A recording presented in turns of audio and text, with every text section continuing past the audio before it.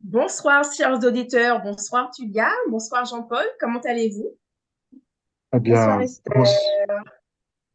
bonsoir Esther, bonsoir Tulia. Ben, ça va très bien, avec la grâce de Dieu. Amen. Bonsoir Jean-Paul. Ça va aussi, merci. Beau dimanche, il est 18 heures et tout va bien. Tulia, Eh bien, vas-y. tout va bien, c'est le jour de la résurrection, tout à fait. Et nous sommes vraiment heureux de pouvoir explorer les bontés du Seigneur en ce jour glorieux de sa résurrection. Amen. Amen, amen. Alors aujourd'hui, pour notre nouvelle émission, si vous vous rappelez, à la précédente émission, donc nous avons partagé sur le thème de la joie. Et si vous vous rappelez, Jean-Paul nous disait que la joie était une vertu humaine, une vertu spirituelle. Et aujourd'hui, nous allons partager sur le thème des vertus. Donc, du coup, on s'est posé la question en entendant que la joie était une vertu, mais qu'est-ce qu'une vertu? Du coup, si vous ne savez pas ce qu'est une vertu, ou même si vous avez une idée, je vous invite à rester, à nous écouter, à écouter le bel enseignement de Jean-Paul. Alors, Jean-Paul, la première question, qu'est-ce qu'une vertu? Voilà, c'est une excellente question parce que c'est vrai que dans le langage courant, on dit parfois telle personne est vertueuse, tel homme est vertueux. On peut dire aussi parfois tel homme est courageux, tel homme est patient ou telle femme. Et on ne se rend pas compte qu'à ce moment-là, on manipule une notion qui est extrêmement importante et qui parfois n'est pas forcément comprise dans toute sa dimension. Alors, j'ai pris comme référence le catéchisme de l'Église catholique qui traite de ce sujet avec les références suivantes. Donc, la référence 1803 en particulier, eh bien, qui définit ce que c'est qu'une vertu. Donc, je vais vous lire simplement cette définition qui a le bonheur d'être complète. Et bien sûr, je me permettrai de la commenter aussi pour pouvoir, bien sûr, être éclairé. Alors, la référence donc 1803 nous dit ceci. La vertu est une disposition habituelle et ferme à faire le bien. Donc déjà, il y a des mots très importants. C'est une disposition, donc une disposition de cœur, d'esprit, d'âme, voire même de corps, habituelle. Le terme important, c'est qu'elle est habituelle. Ça veut dire que quelque part, c'est quelque chose qui fait partie de ce qu'on appelle l'habitus en latin, qui veut dire en fait que c'est partie de ta façon de vivre, ta façon d'être. D'accord? Donc, c'est pas une vertu temporaire, c'est pas quelque chose qui arrive de temps en temps, c'est une vertu permanente, hein, habituelle. Voilà. Donc, c'est une disposition permanente et ferme. Donc, deuxième aspect important, que, en plus du fait que c'est permanent, eh bien, c'est un caractère de fermeté. C'est-à-dire que quelque part, par rapport à cette vertu, la personne qui la possède ne transige pas. Elle ne fait pas de compromis. Elle vit cette vertu de manière assez radicale, sans bouger, sans évoluer vers d'autres nuances, je dirais. Donc, c'est quelque chose, il y a une caractère de fermeté, donc de rigueur dans la vertu. La troisième chose à faire, à comprendre dans cette définition, c'est que c'est une disposition à faire le bien. Voilà, parce qu'on pourrait très bien être ferme et très bien être dans l'habitude, mais dans des mauvaises habitudes. Auquel cas, ce ne serait pas une vertu. Ce serait plutôt d'ailleurs ce qu'on appelle un vice.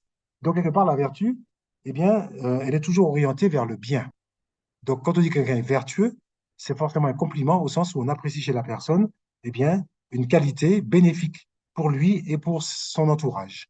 Donc, je résume, une vertu est une disposition, donc on va dire quelque part une qualité ou un don, hein, que nous avons. Et donc, si c'est un don, il faudra expliquer d'où ça vient, parce qu'un don, forcément, vient de quelqu'un qui l'a donné, mais on y reviendra. En tout cas, c'est une disposition humaine dans le cœur de l'homme d'être ferme euh, et permanent dans la recherche du bien, voilà, à faire le bien.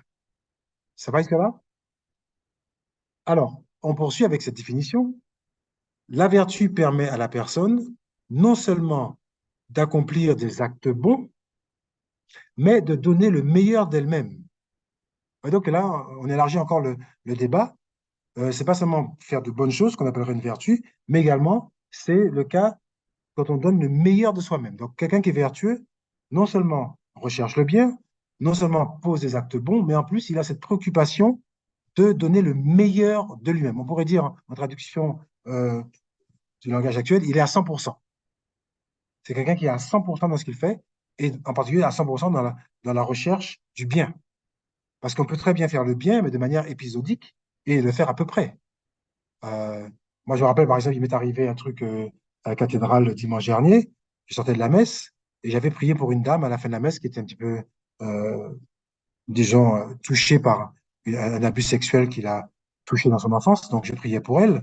J'ai accordé un quart d'heure de prière à cette femme et quelque part, je l'ai fait avec beaucoup d'amour et beaucoup de dons de ma personne. Et quand je sors de la cathédrale à Cayenne, il y a un SDF qui m'aborde en me disant, est-ce que tu n'as pas de l'argent pour moi? Et vous voyez, là, ce qui m'est arrivé, c'est le réflexe de me dire, mais je viens de donner déjà à une dame pendant un quart d'heure, j'ai suffisamment donné. Donc, bien que j'ai dans ma poche ce qu'il faut pour satisfaire ce SDF, néanmoins, je ne lui donnerai pas parce que pour moi, j'ai donné assez. Et bien, quelque part, on peut dire que je n'avais pas la vertu parce que je n'ai pas donné 100% de moi-même. Vous voyez? Donc, quelque part, sur le plan de la générosité, c'est une vertu qu'il faut que je travaille certainement parce que je ne suis pas assez constant et assez performant, je dirais, dans ce domaine. Voilà, voilà pour donner une illustration. Donc, de toutes ces forces sensibles et spirituelles, la personne vertueuse tend vers le bien. Hein. Donc, on dit bien de toutes ces forces sensibles, c'est-à-dire physiques, corporelles et spirituelles, la personne vertueuse tend vers le bien. Donc, c'est vraiment une orientation chez la personne qui est forte. Hein, il y a vraiment parfois on dit on connaît des gens, on dit que ces gens-là sont bien, ils sont bons. On dit c'est une belle personne, c'est une bonne personne. Et bien, je crois qu'en disant ça, on est en train de faire allusion à ce caractère vertueux de la personne qui recherche le bien de toutes ses forces, de toute son énergie, de tout son être, que ce soit des forces sensibles ou spirituelles. Elle tend vers le bien, elle le poursuit, le bien toujours, et elle le choisit en des actions concrètes. On pourrait dire en résumé, c'est une personne qui est obsédée par le bien, obsédée par le désir de faire du bien. Voilà, c'est un petit peu ça, la personne vertueuse, et donc c'est ce que fait la vertu. Voilà pour une première définition. Donc, du coup, la vertu, c'est un don, mais total à 100%, 200% de soi. C'est clairement ça, puisque c'est une disposition habituelle, ferme, à faire le bien, à accomplir des actes, à donner le meilleur de soi-même. Et ça demande une constance, une constance. Tout à Et fait. il ne faut pas vaciller. Voilà, c'est la même constance, matin, midi, soir, H24, 7 jours sur 7, jusqu'à ce qu'on entre au paradis, quoi. Exactement. Alors justement, quand tu dis ça, Tulia, c'est très intéressant. Finalement, est-ce que vous avez des exemples, vous, de personnes qui ont été dans cette dimension de total don de soi, totale performance dans le bien, totale dédication de sa personne à faire le bien? Eh bien oui, il y a une personne, c'est Dieu lui-même. Donc finalement, la vertu, c'est quoi? Le but d'une vie vertueuse, dit le catéchisme, consiste à devenir semblable à Dieu. Les gens vertueux sont en fait des gens qui veulent ressembler à Dieu, tout simplement, ou en tout cas à Jésus-Christ, qui a donné la parfaite image de Dieu. Voilà, tout à fait. Je pense que nous allons créer le marathon des vertus. Je pense Merci que nous beaucoup, devons Jean-Paul, hein. créer le marathon des vertus pour pouvoir, parce que ça, vraiment, ça touche et je me rends compte que je suis loin. Je suis loin parce que la constance n'est pas mon fort. Donc, ouais, le Seigneur m'a mis dans le cœur à créer le marathon des vertus et Tout à ouais. fait. Merci beaucoup, Jean-Paul.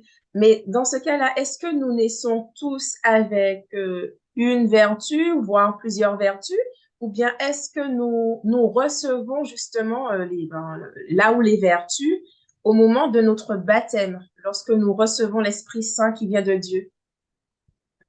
C'est là, effectivement, que la question fondamentale se pose. Et nous allons être absolument étonnés de voir ce que Dieu a fait dans sa bonté. En fait, mes sœurs, je vais vous dire les choses très clairement. Lorsqu'un être humain vient au monde, qu'il soit dans une famille chrétienne ou pas chrétienne, qu'il soit occidental ou oriental, qu'il soit africain ou asiatique, qu'il soit sur l'Antarctique ou sur l'Arctique, cet homme, quel qu'il soit masculin ou féminin, cet homme est habité immédiatement par le seul fait qu'il naît au monde, il est habité par quatre vertus humaines que Dieu a disposées en lui.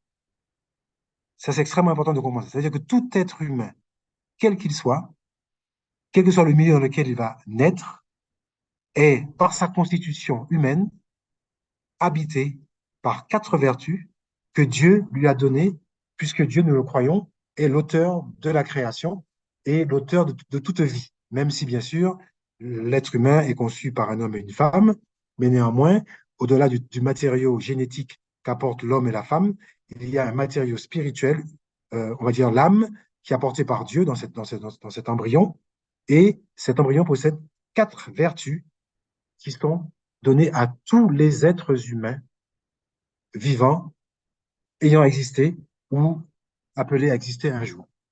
Je vais vous donner bien sûr lesquels, mais déjà c'est important de comprendre ça. Donc, pour répondre à la question de Esther, ce n'est pas le baptême qui apporte ces vertus, le baptême va en apporter peut-être d'autres, mais déjà ces 4 vertus de base sont données par le seul fait de naître, baptisé ou pas baptisé.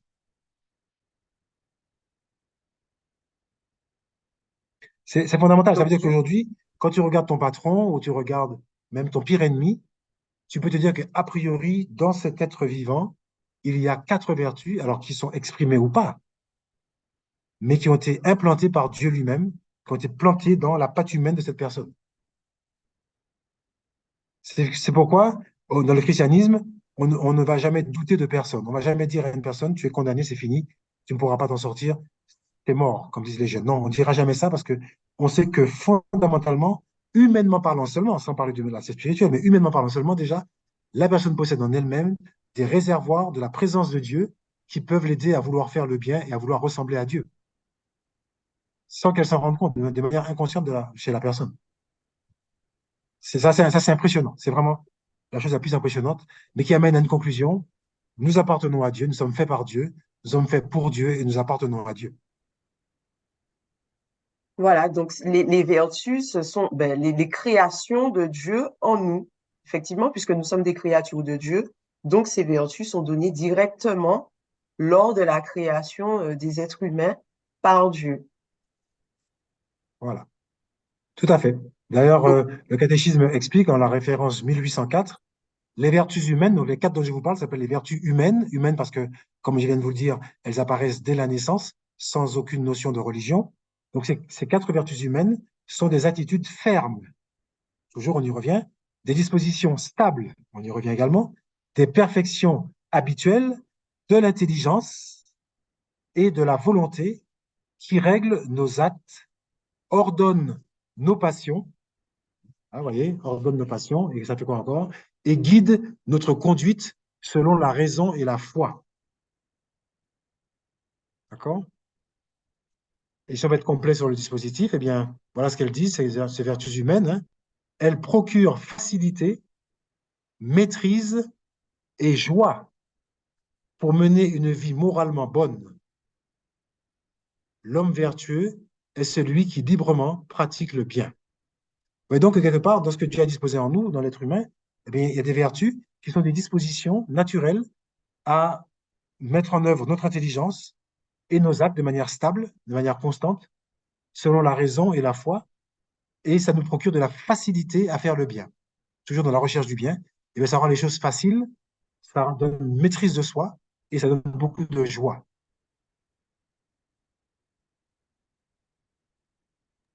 voilà, donc ça confirme ce que nous disions précédemment sur la joie. Donc, la joie est une vertu humaine. Voilà. Donc, du coup, est-ce que tu Alors, peux nous développer ces 4 vertus humaines que le Seigneur a mis en nous lorsqu'il nous a créés? voilà. Alors, juste avant de développer, je vais rajouter une petite nuance, une petite précision qui paraît importante. C'est de rappeler que les vertus morales sont humainement acquises. Elles sont acquises humainement, d'accord, on l'a vu par la naissance, mais elles sont le fruit et le germe des actes moralement bons. En clair, lorsque Dieu met dans le cœur d'une personne ces 4 vertus, eh bien, c'est par la pratique de ces vertus que ces vertus vont se consolider. Vous voyez, si la personne ne les utilise pas ou ne les met pas en œuvre, ces vertus vont être en sommeil et ne seront pas agissantes et ne sont donc pas perceptibles. Donc la vertu, c'est pas simplement une disposition qui s'exprime toute seule, elle nécessite de la part de la personne une mise en œuvre par sa raison, par sa volonté, de ses capacités qui lui sont données. Mais le terreau est déjà là, la plante est déjà plantée. Alors maintenant, venons-en à cette question. Quelles sont ces quatre vertus hein, humaines qu'on appelle humaines ou encore qu'on appelle les vertus cardinales? Pourquoi cardinales? Parce que ça nous fait penser aux quatre points cardinaux, hein, le nord, le sud, l'est et l'ouest. Et on peut dire que ces quatre vertus orientent toutes les qualités d'un être humain. Elles se développent en plusieurs qualités. euh, et donc, il y en a quatre qui sont appelées cardinales. Je vous les cite et après on va les développer chacune l'une après l'autre. Donc, ces quatre vertus cardinales, à moins que vous les connaissiez peut-être, Tulia ou Esther, non? Ça vous dit quelque chose?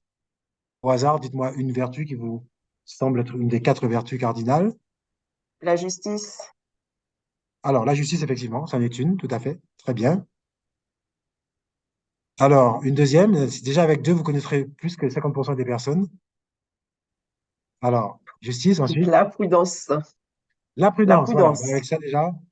Et puis, il y a absolument à la fin. Ah, mais je vois que Tulia a révisé avant de venir. C'est bien. Alors, je vous les donne les quatre. Il y a tout d'abord la prudence. Ensuite, il y a la justice.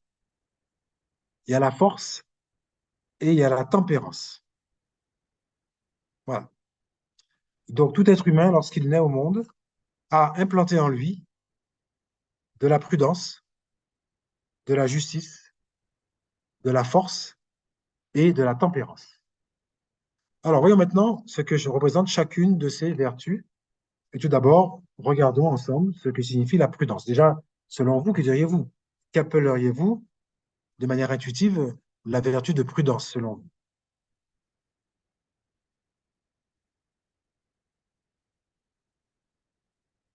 Je pense que dans la vertu de prudence, on retrouve certainement un discernement à avoir. Mhm.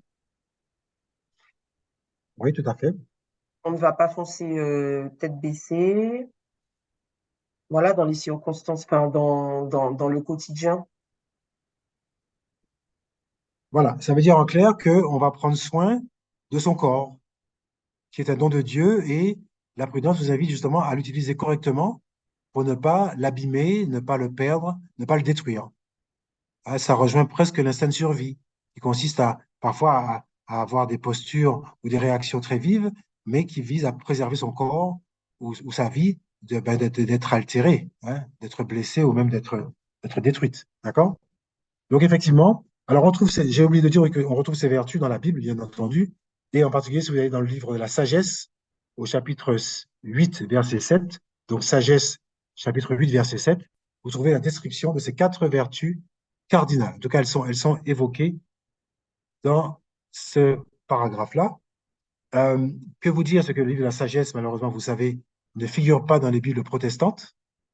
Donc, il faut avoir une bonne Bible catholique pour pouvoir retrouver ces écrits de la sagesse. Je vous donne quand même quelques Bibles catholiques. Eh bien, il y a la Bible de Jérusalem et notamment la Bible de la Tob. Ce sont deux Bibles qui sont des Bibles catholiques. Je crois aussi qu'il y a la Bible du Summer, il faudrait vérifier. Ce sont des Bibles catholiques, donc qui contiennent tous ces écrits, notamment de la sagesse. Voilà.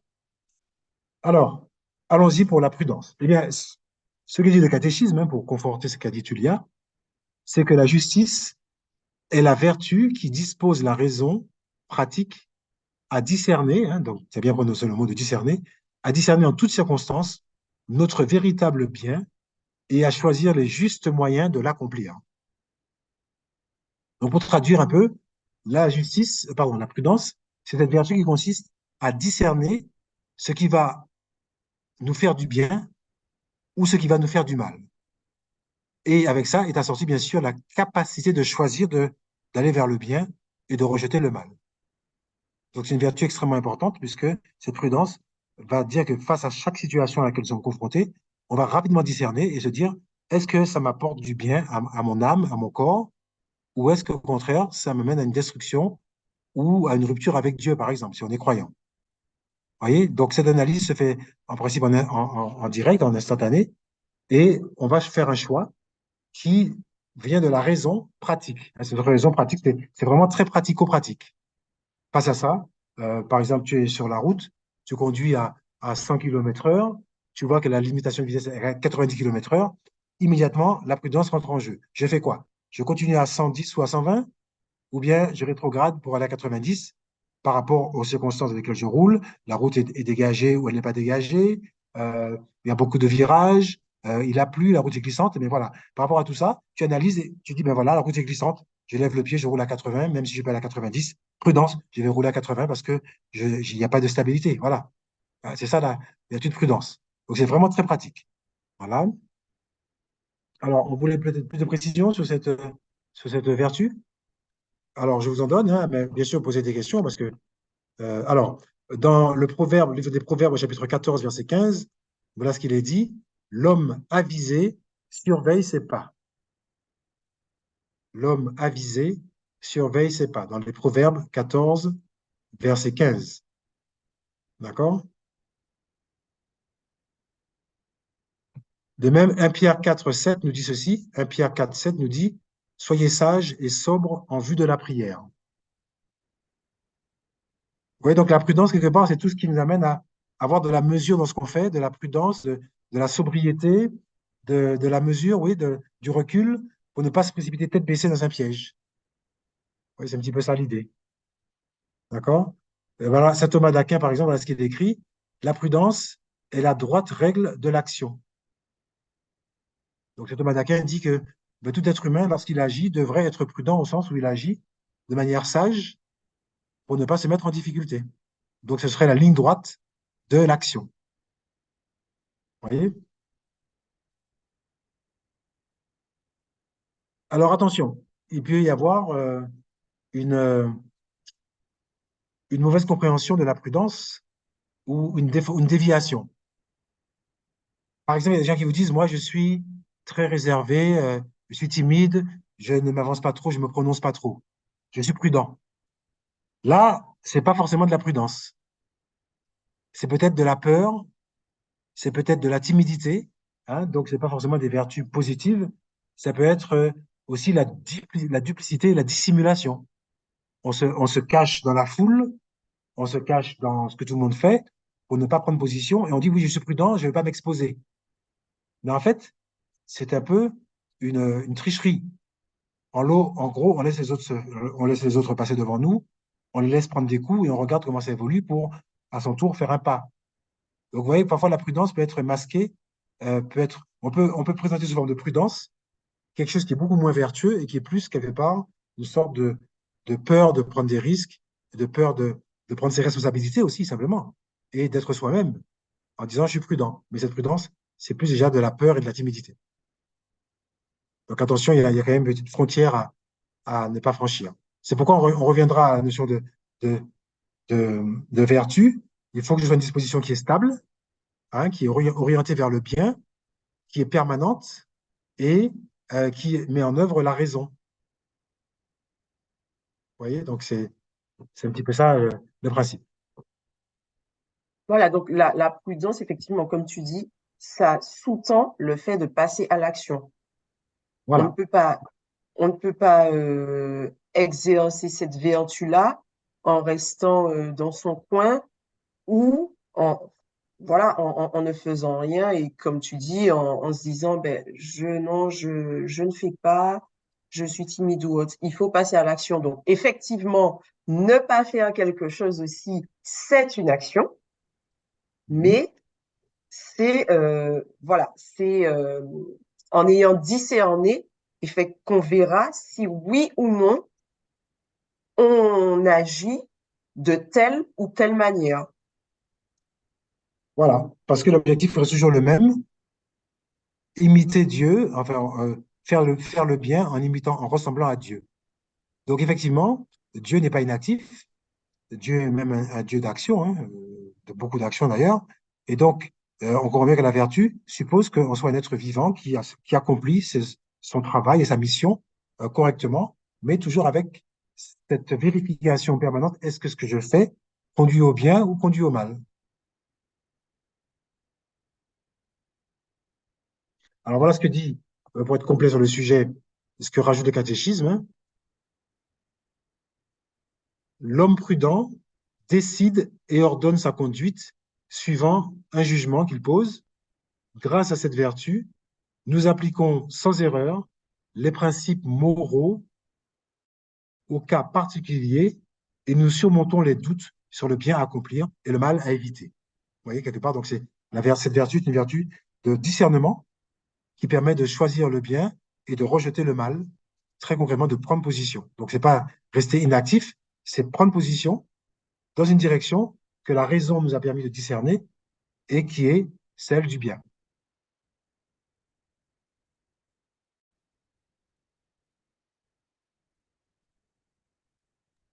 Merci, Voilà. Esther, je pense merci que ça beaucoup, t'inspire Jean-Paul, des... hein, pour ce que tu viens de nous développer. Ben, ça me fait penser aussi à la phrase, enfin, au proverbe qu'on dit souvent, un homme averti en vaut deux. Donc oui, le discernement, il est vraiment de rigueur parce que, en fait, on peut se cacher par timidité et ne pas se positionner, comme on peut très bien se cacher par, comment dire, par manipulation. On laisse les autres personnes se mouiller, comme tu disais, être critiqué, prendre des coups, et à ce moment-là, on peut se dire, ah, moi, je n'ai rien dit. Je me suis lavé les mains comme Ponce Pilate, c'est pas ma faute, je n'ai rien dit, je n'ai rien fait. Alors qu'au contraire, on s'est caché justement derrière une fausse vertu pour laisser les autres prendre tous les coups, tous les mépris à notre place. Donc effectivement, on doit vraiment faire attention à cette ligne à ne pas dépasser. Tout à fait. Tout à fait, c'est très important parce que il y a aussi l'extrait contraire. Il y a des personnes qui parfois font des choses en disant, bon, ce que je fais est bien, donc Dieu me protège, donc je suis sûr d'être dans la bonne direction. Et il n'y a pas eu cet effort de discernement et de raisonnement de dire, mais oui, mais d'accord, c'est pour faire du bien, mais est-ce que j'applique la bonne mesure pour le faire? Est-ce que je fais la chose avec prudence? Tu vois, par exemple, on a eu le cas hein, avec des frères évangéliques protestants qui sont allés en Syrie, par exemple, à l'époque où il y avait le tyran là, euh, et qui disaient, bon, on va évangéliser. Donc, ils allaient en territoire musulman, alors qu'ils savent bien que la charia dit très clairement qu'il est interdit dans un pays musulman de professer la foi chrétienne, en tout cas de la propager. Hein, le prosélytisme est interdit. Et eux, ils disaient, mais non, mais au nom de Dieu, il faut absolument que les musulmans connaissent la foi chrétienne. Et donc, ils allaient dans ces pays-là. Évidemment, ils se faisaient attraper, ils se faisaient enfermer. Et finalement, il fallait que les gouvernements déploient des trésors de, de diplomatie pour aller récupérer ces personnes et les extraire du pays où elles risquaient la mort. Eh bien, on peut dire que c'est un manque de prudence. Pourtant, puisque ces personnes savaient que dans ces pays-là, il y avait une persécution contre les chrétiens, ils savaient que le pays interdit le prosélytisme, donc, c'est-à-dire l'annonce de l'évangile, eh bien, il fallait trouver d'autres moyens que de rentrer dans le pays et puis se mettre sur la place publique et annoncer des choses au risque de se faire enfermer et expulser. Vous voyez, donc là, on peut dire qu'il y a un manque de prudence. Il y a eu un peu de présomption de dire, voilà, certes, je recherche le bien, mais est-ce que ma raison a bien discerné que ce bien, eh bien, il consiste à faire comme Dieu aurait fait, et est-ce que je fais des choses sous la direction du Seigneur, ou est-ce que je fais mes affaires moi-même par pure présomption de ma part?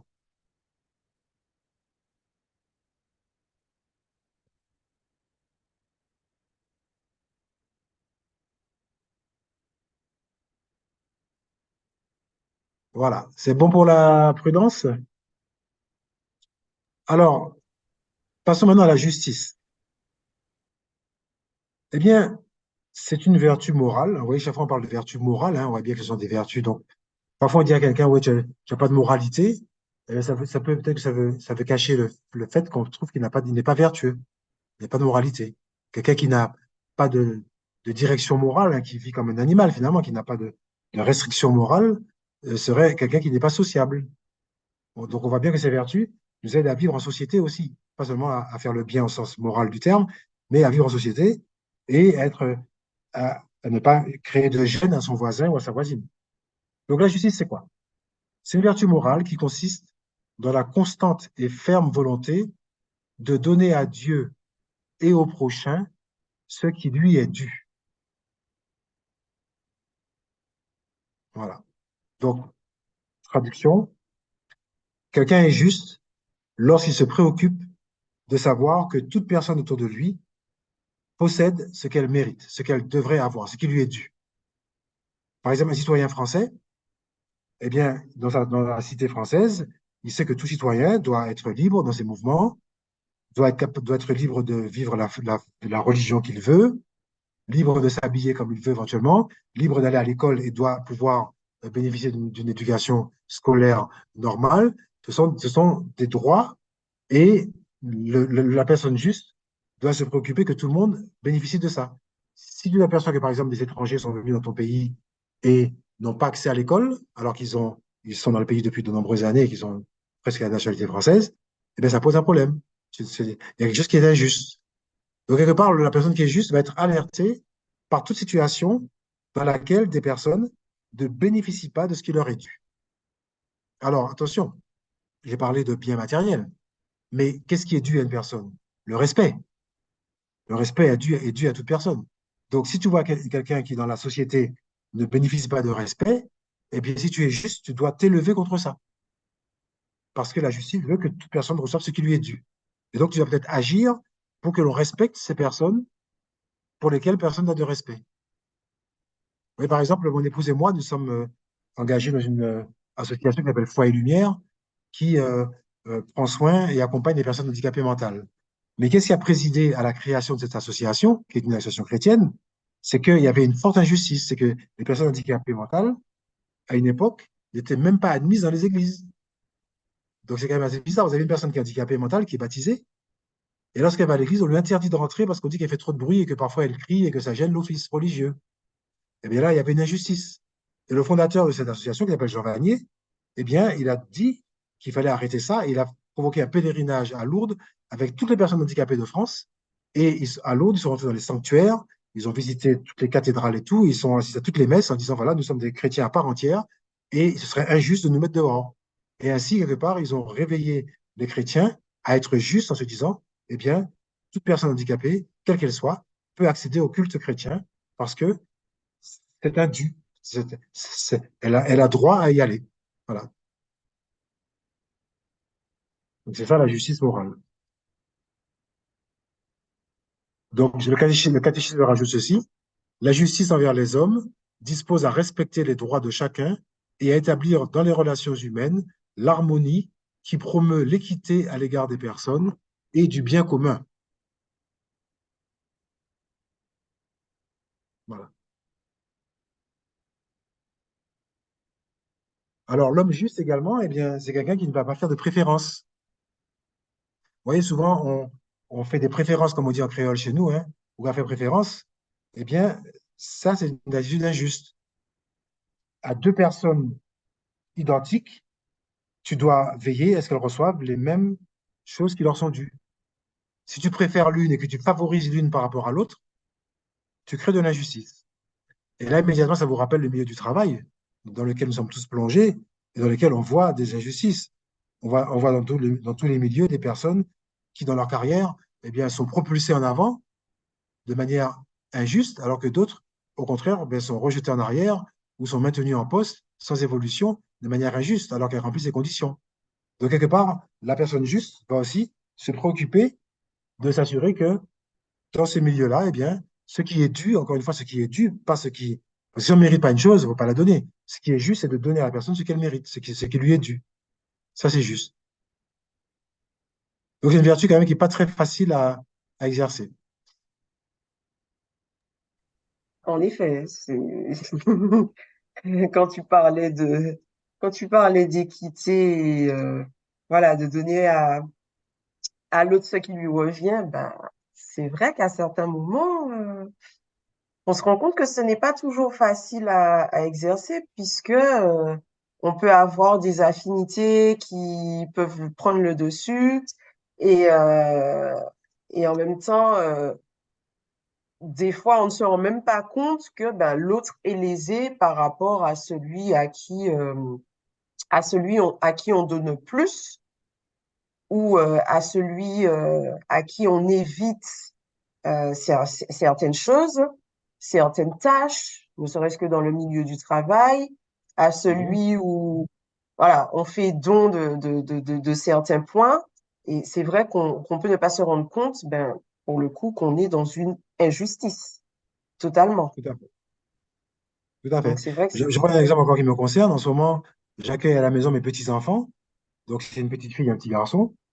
Et j'avoue que dans mon cœur, j'ai un petit, alors, on va dire une préférence, un petit béguin pour la jeune fille, pour la petite fille. Son petit frère, qui est un caractère un peu plus dur, j'avoue que je sens que dans mon cœur, j'ai plus d'affection, entre guillemets, pour pour ma petite fille que pour mon petit garçon. Bon. Eh bien, ça, parfois, je me ressens que dans mes gestes avec eux, lorsqu'il faut par exemple partager le goûter, j'aurais bien envie de donner deux tranches de pain à l'une et une tranche à l'autre, voyez, ou un chocolat, deux chocolats, voyez. Et c'est injuste. Et évidemment, je me retiens parce que c'est pas juste. Et le petit garçon, il voit ça, que sa sœur est préférée. Donc, ça va créer chez lui une frustration. Donc, c'est pas bon du tout. Mais parfois, je me dis, mais non, il faut faire attention, Jean-Paul. Il faut que tu sois juste. Il faut pas que l'enfant perçoive que dans ton cœur, il y a peut-être un penchant. J'y peux rien si ce penchant est plus pour ma petite fille. J'y peux rien. Mais peut-être parce qu'il ressemble à ma fille, simplement, je sais pas. Enfin, elle ressemble à ma fille. Mais peu importe. Mais je dois faire attention à ça. Parce que sinon, je serai facteur d'injustice. Parce que les deux enfants ont droit à être aimés d'égale manière. Et ils ont droit à mon attention et à mon affection de la même manière. Voilà, donc c'est ça un petit peu. La vertu, ça m'oblige à vouloir être juste avec eux. Alors moi, Et cette vertu cardinale, elle me fait beaucoup penser au combat spirituel parce que dans les armes du chrétien, on nous dit qu'il faut avoir la justice pour cuirasse. Alors effectivement, quand tu as énuméré la justice, moi, la première image que j'ai vue dans ma tête, dans mon cœur, c'est vraiment nos armes en tant que chrétiens que nous devons avoir, que nous devons posséder. Et ça ramène aussi au premier point que tu nous disais, dès notre naissance, nous avons justement ces vertus en nous. Et c'est à nous de discerner ce qui vient de Dieu, ce qui est bien, ce qui est mal, quel chemin nous devons prendre, de façon à pouvoir les faire fructifier justement nos vertus qui viennent du Seigneur. Donc c'est vrai que quand tu Mm. parlais de justice, je voyais beaucoup l'armure du chrétien. Tout à fait. D'ailleurs, ça rejoint ce que dit également le Lévitique au chapitre 19, verset 15. Lévitique 19, 15. Tu n'auras ni faveur pour le petit, ni complaisance pour le grand. C'est avec justice que tu jugeras ton prochain. Voilà. Donc, c'est un exercice assez difficile hein, d'être toujours équitable avec tout le monde. C'est compliqué parce que parfois notre affectivité, notre émotionnel nous pousse parfois à favoriser ou à manifester plus de, d'affection ou de don de soi vers une personne qu'envers une autre. Et à ce moment-là, on crée de l'injustice.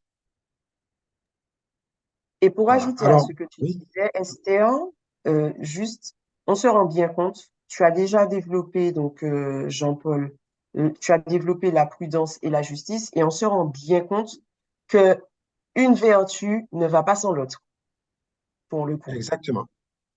et qu'elles sont indissociables, qu'elles sont imbriquées. On ne peut pas faire fructifier une sans pouvoir faire fructifier l'autre parce qu'il y aura un déséquilibre quelque part. Il y aura un déséquilibre et ce ne sera pas bon parce que pour le coup, ben, on a besoin de discerner effectivement ce qui est bon si ce qu'on fait là tout de suite, ben, tu donnais ton exemple pour les petits enfants. Tu as besoin de discerner, ben, ah ben oui, en fait, les deux morceaux de chocolat, est-ce que c'est bien, en fait, de donner deux morceaux de chocolat à la petite et ne pas en donner au petit? Qu'est-ce qu'il a fait pour ne pas les mériter? Qu'est-ce que l'autre a fait pour les mériter? Et en vrai, ben, là, c'est l'affect. Donc, toutes les vertus, pour le coup, elles sont indissociables. Exactement. C'est pourquoi d'ailleurs on les appelle des vertus cardinales, au sens où d'abord elles sont, comme tu l'as dit, imbriquées les unes dans les autres, elles se joignent, et en plus, d'elles vont découler plein d'autres vertus, qualités, compétences, etc., charismes, qui sont générées par ces quatre vertus cardinales. Voilà. Alors, ça nous amène à juste apporter une petite nuance. Il y a toujours dans les vertus une manière de les détourner. Et il y a une vertu de justice, justement, aujourd'hui, qui est beaucoup prônée par le monde actuel et qui n'a rien à voir avec la justice. Beaucoup de gens s'estiment victimes d'une injustice. Vous voyez, ils disent, voilà, on m'a fait du tort, on ne m'a pas pris à la bonne mesure, on m'a joué dans ma carrière, on m'a pas donné ce qui était mon dû. Donc, aujourd'hui, si vous voulez, dans le monde égoïste dans lequel nous sommes, il y a une tendance à considérer que nous avons beaucoup de droits et que beaucoup de choses nous sont dues. Du respect, de l'affection, de l'argent, de la notoriété. Dans le milieu du travail, eh bien, ce sont les promotions pour monter en grade, etc., le salaire, etc. Et finalement, eh bien, c'est pas forcément juste. Parfois, il y a des choses que nous réclamons que nous ne méritons pas forcément. Et il y a donc aujourd'hui tout un pan de la société qui s'est développé pour faire de la revendication. Et parfois, ça va jusqu'au devant les tribunaux, où on va revendiquer des choses parce qu'on a un sentiment profond d'injustice, qui n'est pas forcément avéré. Vous voyez? Donc, c'est là la nuance à apporter. La justice, c'est vraiment se préoccuper de donner aux gens ce qui leur est dû, pas le superflu, pas ce qu'ils n'ont pas mérité. Et en particulier, lorsqu'on est cadre dans une entreprise, eh bien, on doit pouvoir discerner qui, parmi les membres de l'entreprise, eh bien, se sont distingués par un travail ou une attitude qui mérite d'être récompensé et qui ne l'a pas fait et qui, par contre, mériterait moins. Et là, quand vous faites ça, les syndicats vous tombent dessus en disant, mais non, il faut donner à tout le monde de la même manière, sans distinction, parce que c'est tout le monde qui mérite. Et à ce moment-là, à ceux qui ne vous donnez pas, vont crier à l'injustice, alors que ce n'est pas l'injustice. Parfois, ils n'ont rien fait. Parfois, ils n'ont pas fait ce pourquoi ils réclament un avantage. Donc, il faut faire attention à rester juste et en même temps à avoir de la prudence quelque part de cette justice pour ne pas encourager non plus des revendications de choses qui ne sont pas dues. Puisque la définition dit bien, la justice, c'est rendre à chacun ce qui lui est dû. Il y a des choses qui ne sont pas dues. Il y a des choses qui, pour certaines personnes, ne peuvent être données que si elles ont produit les efforts nécessaires pour l'avoir. Par exemple, je prends un champion de sport, eh bien, s'il veut avoir la médaille du 100 mètres, il faut qu'il court le 100 mètres, c'est tout, et qu'il soit le premier à l'arrivée. Il ne peut pas dire je vais avoir la médaille alors qu'il est arrivé troisième. C'est tout. Voilà. Et s'il se met à revendiquer la première place, ce qui arrive d'ailleurs, vous avez remarqué, hein, parfois un match de football, après, il y a l'équipe qui a perdu fait une réclamation auprès du tribunal pour demander à être déclaré vainqueur alors qu'elle a perdu parce qu'il y a eu telle et telle chose. Eh ben, tout ça procède de cette déviation dans le monde aujourd'hui où on réclame des choses qui ne sont pas forcément dues et on en fait une affaire de droit, une affaire de principe et ça crée d'énormes conflits. Et là, l'homme juste, justement, doit être capable de distinguer, d'avoir un regard clair sur les choses en disant, voilà, ça relève du droit de la personne, ça ne relève pas du droit de la personne. Et ça, c'est compliqué. C'est pas toujours facile à mettre en œuvre.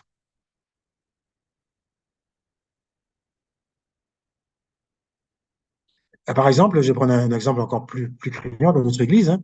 Il y a des personnes qui disent aujourd'hui, j'ai droit à la communion eucharistique. Voilà, ils en font un droit. J'ai droit de recevoir le corps et le sang du Christ.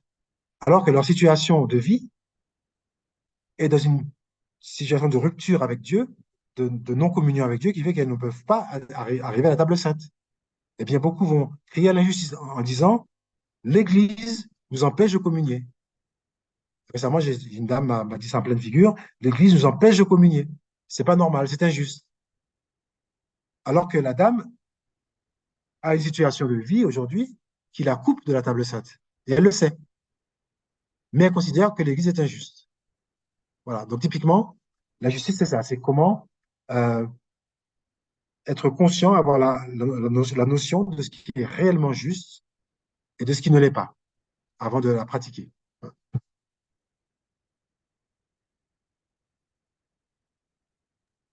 C'est bien de faire cette nuance parce que l'amalgame est vite fait, effectivement, avec ce monde assez individualiste et égoïste, comme tu l'as dit.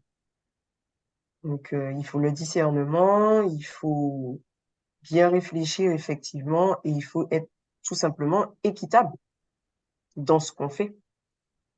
Ouais. Et il faut être équitable en référence à la justice de Dieu.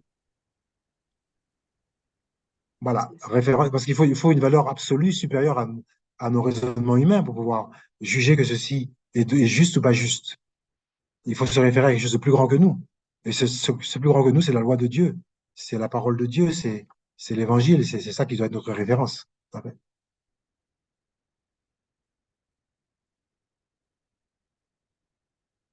Voilà, c'est bon pour la justice? Voilà. Eh bien, Esther, passons maintenant, si tu veux, à la vertu cardinale de la force. Voilà. Alors, on peut dire que la force est une vertu très répandue. Beaucoup de gens ont naturellement la force. Alors, c'est pas la force physique pour remporter un marathon ou un triathlon. C'est la force de faire le bien, parce qu'on a vu que les vertus sont orientées toujours vers le bien. Donc, c'est la force de faire le bien. Parce que faire le bien, ça coûte. Faire le bien suppose qu'on va ouvrir son porte-monnaie, par exemple, pour donner de l'argent. Ou encore, eh bien, protéger quelqu'un qui est en difficulté. Donc, faire le bien a toujours un coût. Eh bien, il faut de la force morale pour faire le bien de manière stable et permanente. Pas seulement de temps en temps, mais tout le temps. Donc, quelqu'un qui est bon, quelqu'un qui fait le bien, a forcément une vertu, mais cette vertu passe par la force. Il a la force de le faire. Beaucoup de gens voudraient faire le bien, beaucoup de gens ont même une bonne idée de ce que c'est que le bien, mais n'ont pas la force de le faire. Parce que ça leur coûte cher et n'ont pas encore pris la décision de, de payer le prix que ça peut coûter. Donc, je vous donne la définition du catéchisme. La force est la vertu morale qui assure dans les difficultés la fermeté et la constance dans la poursuite du bien. Voilà. Donc, on poursuit le bien, on veut faire le bien. Et bien sûr, ce n'est pas toujours facile. Et à ce moment-là, la vertu de force va intervenir pour rendre possible une chose qui n'est pas facile.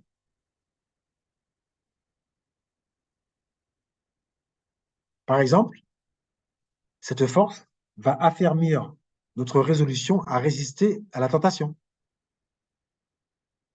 Ah oui, je veux faire le bien, quelque chose me tente, eh bien, je peux chuter facilement si je n'ai pas la force morale. La force morale, c'est donc une vertu indispensable pour résister à la tentation et ne pas tomber dans le péché. On peut dire par exemple que Adam et Ève ont manqué de force morale, puisque lorsque le serpent les a tentés, eh bien, Ève a tenté de discuter un petit peu et après, elle a capitulé. La tentation est devenue plus forte. Cette force lui a manqué. Vous voyez? Donc c'est ça la force, la vertu de force. La vertu de force rend capable de vaincre la peur et même la mort. Hein, c'est des personnes courageuses, elles ont la force. Elles sont capables, par exemple, de s'exposer pour sauver une personne. Par exemple, oui, par exemple, moi qui suis sapeur-pompier, je peux vous dire que chez les pompiers, cette vertu est extrêmement répandue. Beaucoup de pompiers, sans le savoir, ont la vertu de force. Parce que ces personnes prennent des risques chaque jour pour sauver d'autres personnes qu'elles ne connaissent même pas, par pur, euh, euh, par pur désir de faire du bien à cette personne. Hein, vous voyez, c'est ça. Eh bien, par exemple, la devise des pompiers en Guyane, c'est vivre pour secourir. Vivre pour secourir. Vous voyez, donc c'est des personnes qui sont dédiées à secourir les autres. Mais quand on secourt les autres, on s'expose, puisqu'on va extraire des personnes d'une menace. Eh bien, certains corps de métier comme ça, je pense aussi que les métiers dans les hôpitaux, hein, euh, où on s'expose à des maladies, à des tas de choses, les métiers des forces de l'ordre, etc. Tout ça, ce sont des métiers dans lesquels les personnes qui le font, sans qu'elles le sachent, sont habitées par une vertu de force. Sinon, elles ne feraient pas ce métier. Les gens qui vous disent, par exemple, j'ai peur du sang. Et vous dites, j'aurais bien aimé être pompier, hein, mais j'ai peur du sang, je ne supporte pas la vue du sang. Eh bien, il leur manque une vertu de force. Puisqu'on vient de dire que la force est aussi une vertu qui permet de vaincre sa peur. Vous voyez, donc, ces personnes sont habitées par une peur du sang, et à l'heure où nous parlons, elles n'ont pas réussi à vaincre cette peur par la force. Donc, il leur manque cette vertu de force. Vous voyez, c'est un petit peu ça. Merci beaucoup, Jean-Paul. Moi, ça me fait beaucoup penser, tu sais, dans l'acte des apôtres, quand le Seigneur dit, vous ne serez pas seul, vous recevrez une force, une puissance. Donc, effectivement, tout est imbriqué, en fait, comme on le dit depuis le début de l'émission. Toutes les vertus dont on est en train de détailler, qu'on explique aussi depuis le début, ben, ça nous montre vraiment le cheminement depuis la création du monde jusqu'à ce que le Seigneur il vienne sur terre, qu'il grandisse parmi les hommes, qu'il meure, qu'il ressuscite et il nous laisse pas seuls, hein, puisque nous devons justement faire fructifier cette force qui vient du Saint-Esprit. Et c'est également ce même Esprit Saint qui nous permet de discerner ce qui vient du malin et ce qui vient du Père créateur. Donc, merci beaucoup pour toutes tes explications, Jean-Paul. Tout à fait, on voit bien que c'est extrêmement lié. Et surtout, ce qui est rassurant, c'est que on découvre que finalement, Dieu a mis ses capacités dans tous les hommes.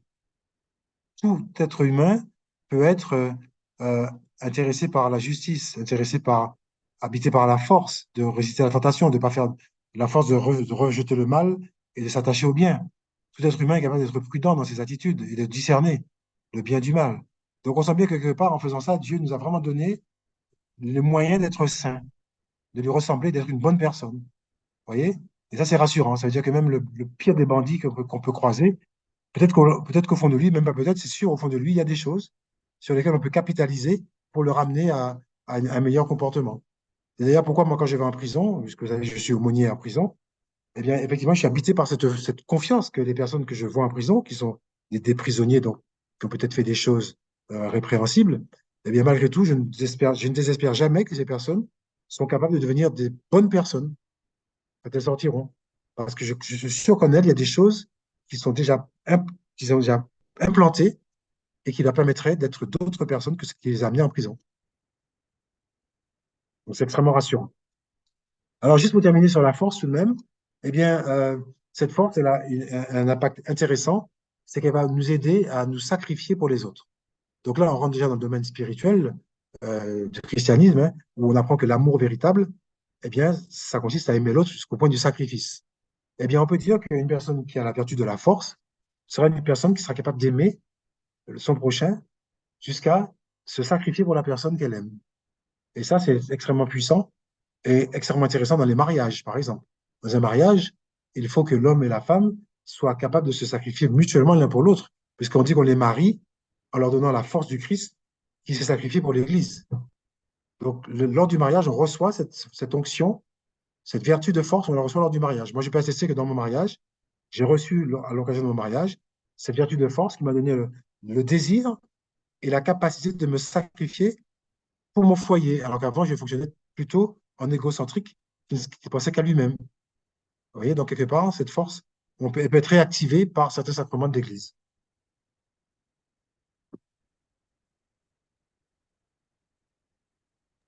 Tu as dit que cette force peut être réactivée par certains sacrements de l'Église. Par quel sacrement? Eh bien, forcément, le baptême, déjà. D'ailleurs, je vous rappelle que dans le baptême, parmi les 7 sacrements du baptême, il y a un qui s'appelle la force. Vous voyez, c'est étonnant, hein. Donc, Dieu, au départ, dispose dans le cœur de l'homme 4 vertus, dont une qui s'appelle la force. Et au baptême, les chrétiens reçoivent le don de l'Esprit Saint qui s'appelle la force, qui va donc venir renforcer cette vertu humaine par une puissance spirituelle, qui est celle du Saint-Esprit lui-même. C'est quand même assez particulier. Et pourquoi? Parce qu'effectivement, pour être saint, pour être un bon chrétien, il faut se sacrifier, il faut accepter la persécution parfois, ou vivre, endurer la persécution. Il faut se soucier d'aller au contact des autres et par la charité faire du bien aux autres. Donc forcément, il faut de la force. Et il faut surtout résister à la tentation pour ne pas tomber dans le péché. Donc le christianisme exige du chrétien la force.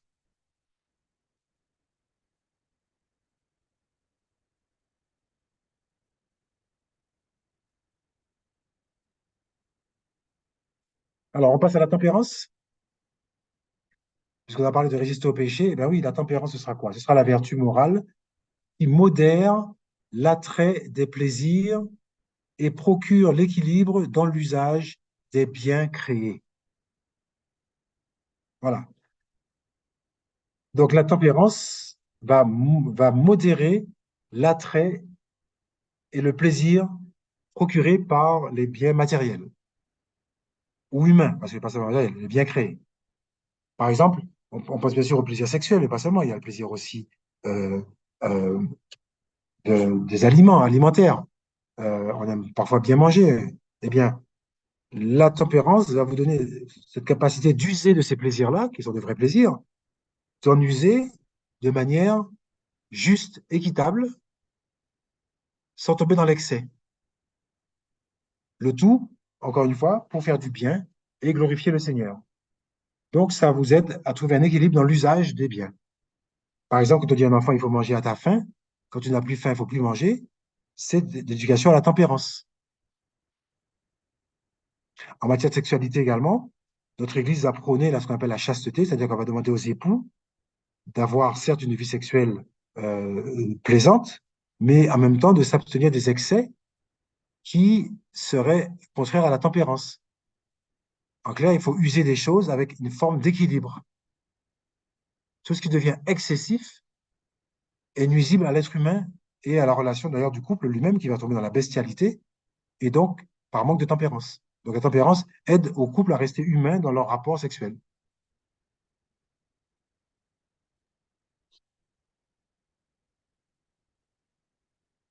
Voilà. Donc cette tempérance va assurer la maîtrise de la volonté sur les instincts et maintient les désirs dans les limites de l'honnêteté. Voilà, nous avons beaucoup d'instincts en nous qui sont extrêmement puissants, l'instinct de manger, l'instinct de s'amuser, l'instinct de prendre le pouvoir, de dominer, l'instinct de vivre la concupiscence charnelle, donc sexuelle. Ce sont des instincts qui sont forts et qui sont normaux. Ils viennent du Seigneur parce qu'ils aident à la reproduction de l'espèce, ils aident à ne pas périr de faim. Donc, ils sont bons pour la nature. Mais cet instinct doit être modéré, il doit être maîtrisé. Lorsqu'une personne est purement instinctive et que sa raison ne prend pas les gouvernes de son être, eh bien, elle devient comme un animal qui fonctionne à l'instinct, qui fait les choses quand il a envie, alors que ce n'est pas forcément le moment de le faire, ou ce n'est pas fait dans la bonne mesure. Vous voyez, donc la vertu de tempérance est extrêmement importante pour préserver un caractère d'humanité dans ce qu'on fait, donc garder cette humanité, mais plus que ça, garder cette spiritualité de ne pas tomber dans la tentation et ne pas euh, courir après les plaisirs de manière inconsidérée.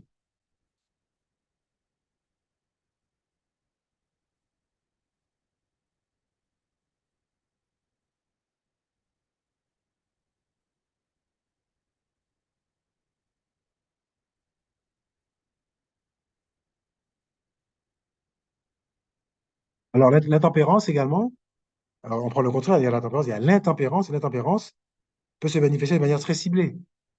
Par exemple, il y a des gens qui ne sont pas gourmands, mais qui aiment absolument manger 4 barres de chocolat par jour. C'est un peu mon cas, hein. Enfin, je prends l'exemple. Donc voilà, moi chaque matin, si je ne me fais pas mes 4 barres de chocolat, je ne suis pas content. Bon, allez, j'exagère, disons 3 barres de chocolat. Bon, je peux m'en passer. C'est pas utile à ma personne, même s'il paraît que le chocolat donne de la bonne humeur.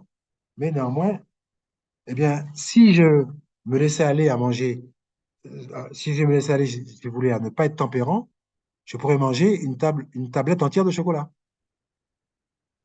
Finalement, les 3 barres que je mange sont déjà le fruit de la tempérance. Vous voyez? Bon. Alors moi, c'est le chocolat. Certains, ça peut être le vin. Et c'est pourquoi on a ce problème d'alcoolisme. Chez certaines personnes qui aiment l'alcool, l'alcool n'est pas interdit par le christianisme ou même par la société. Mais l'abus d'alcool devient un excès qui est nuisible. Donc il y a une forme d'intempérance, pareil pour le café, pour le tabac, pour plein d'autres choses, vous voyez. Ça fait sourire Tulia. Ben oui, oui, oui, oui. Non, mais j'étais en train de chercher là où je pouvais avoir des attraits non modérés. Là où je pouvais, mais mon plaisir pouvait être décuplé et où je ne faisais pas preuve de tempérance. Mais je n'ai pas trouvé. C'est cela, oui. On te croit sur parole, Tulia. Bien sûr.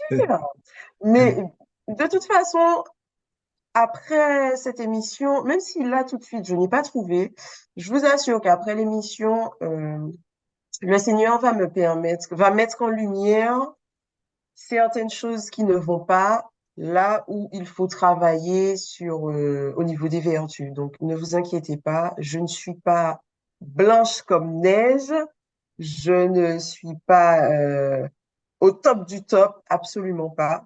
Donc, le Seigneur mettra en lumière et je prie pour que le Seigneur puisse mettre en lumière chez chacun de nous, ici présents, les enseignants, Esther et tous ceux qui regardent, que le Seigneur puisse mettre en lumière, en fait, ce qui n'est pas correct, ce qui ne va pas chez nous, là où, en fait, on devra s'améliorer au quotidien.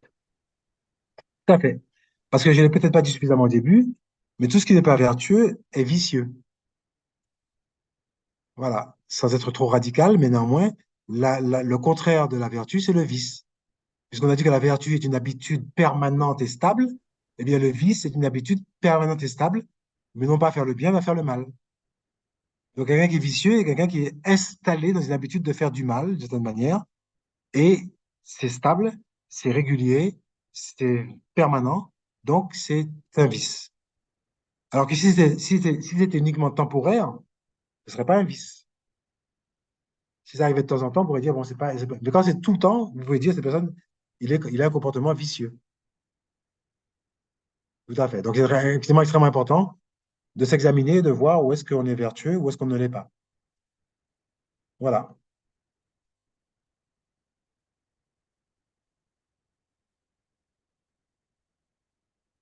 Donc, la tempérance s'appelle encore la modération. On l'appelle comme ça aussi dans la Bible, dans le Nouveau Testament. La modération ou encore la sobriété.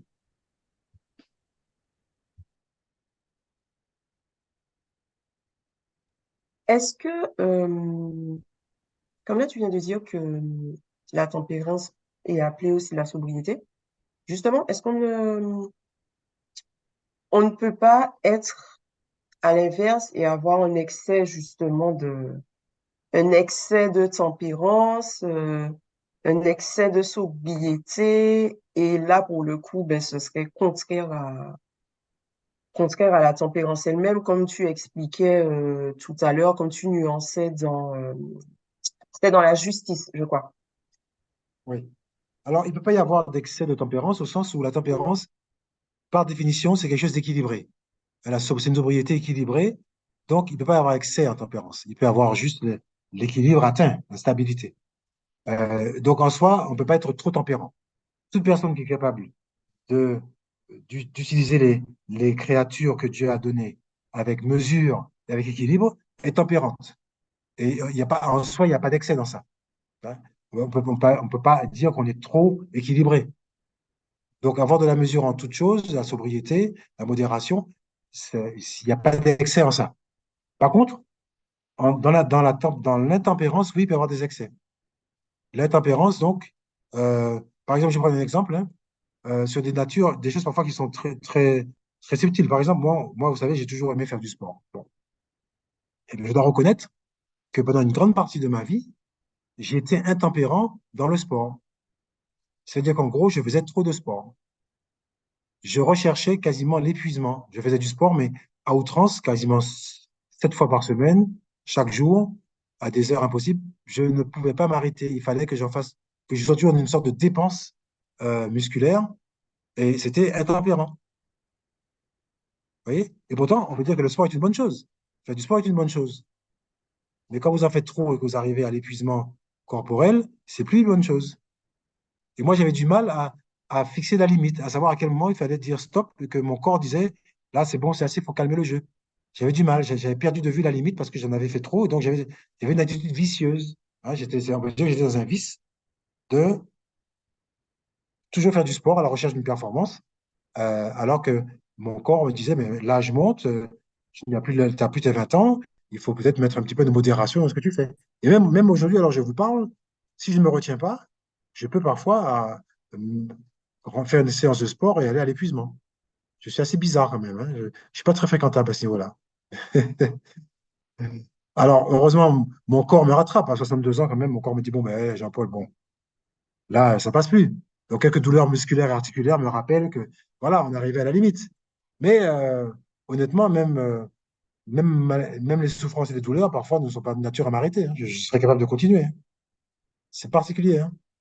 Donc là, il faut effectivement de la force pour tenir et de la tempérance pour savoir, mais là, c'est la limite. Tu as fait 3 séries, tu n'en feras pas 4.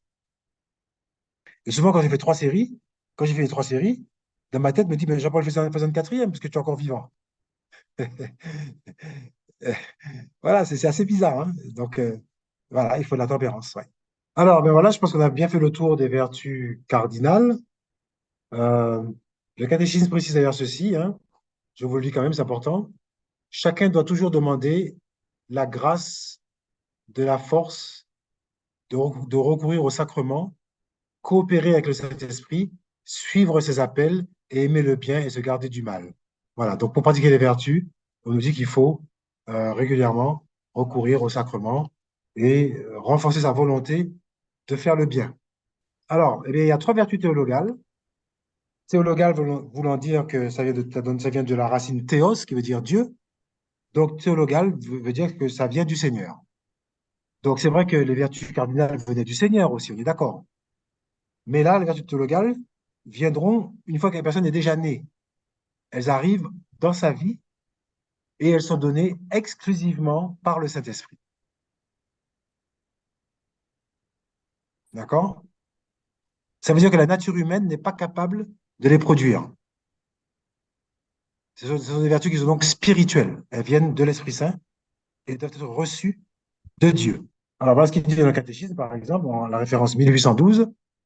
Les vertus théologales se réfèrent directement à Dieu. Elles disposent les chrétiens à vivre en relation avec la Sainte Trinité. Elles ont Dieu, un et trine, pour origine, pour motif et pour objet. Hein, donc elles ont pour origine ces vertus théologales. Dieu, Père, Fils et Esprit Saint, pour origine, pour motif et pour objet. Donc elles sont vraiment animées, données par Dieu, mais orientées vers Dieu, totalement. Je rajoute une autre phrase. Elles sont le gage de la présence et de l'action du Saint-Esprit dans les facultés de l'être humain. Vous voyez? Elles sont le gage de l'action de l'Esprit Saint dans les facultés de l'être humain. Donc c'est bien ce qu'on a dit. Ce sont des vertus qui vont venir infiltrer le cœur de l'être humain. Donc quelque part, par rapport aux vertus cardinales, elles ont une dimension supérieure, euh, mais en même temps, elles auront une inconstance au sens où si la personne se coupe de Dieu, immédiatement elle perd ses vertus. Donc, c'est ces vertus qui exigent qu'on soit connecté H24 avec le Seigneur pour être infusé par lui en permanence dans un aller-retour permanent. Alors, quelles sont ces trois vertus théologales? Eh La bien, vous les connaissez. Voilà, alors la foi, ça fait une. l'espérance, Ensuite, l'espérance, oui, la charité. et la charité. Voilà. Où est-ce qu'on trouve dans la Bible ces trois descriptions de vertus théologales? Eh bien, c'est 1 Corinthiens, chapitre 13, verset 13. 1 Corinthiens 13, 13. Alors, je rappelle qu'un Corinthiens, c'est le chapitre où Paul développe l'amour. L'amour supporte tout, l'amour croit tout. Si je n'ai pas l'amour, je ne suis rien, etc. Et à la fin, au dernier verset de ce chapitre, il déclare, tout passera, tout passera, toutes les qualités passeront, toutes les vertus passeront. La seule vertu qui ne passera pas, enfin, les trois vertus qui vont subsister à la fin des temps, c'est la foi, l'espérance et la charité. Et parmi ces trois vertus, la plus grande, c'est la charité. Voilà, c'est bien expliqué dans 1 Corinthiens 13, verset 13. Voilà, alors voyons-nous d'abord la vertu de la foi. On pourrait dire que la foi, c'est croire, mais ça ne suffit pas, parce qu'il y a beaucoup de gens qui croient et qui n'ont pas la foi. On peut croire que Dieu est bon, mais on n'a pas la foi, parce que Saint Jacques nous dit, les démons aussi, ils croient. Les démons croient que Dieu est bon. Ils croient que Dieu est puissant. Et pourtant, ils n'ont pas la foi. Pourquoi? Parce qu'ils n'obéissent pas à Dieu. Donc la foi, c'est non seulement croire, mais puisque tu crois, tu fais ce que Dieu te dit. C'est ça avoir la foi. Je crois à ce que Dieu m'a dit, et donc je fais ce qu'il m'a dit. Si tu crois à ce qu'il a dit, mais que tu ne fais pas ce qu'il a dit, tu es dans la croyance. Tu n'es pas dans la foi. Ça va jusque-là? Voilà, donc on peut poursuivre avec la définition du catéchisme. Par la foi, l'homme décide de croire à tout ce que Dieu nous a révélé et que la Sainte Église nous propose de croire.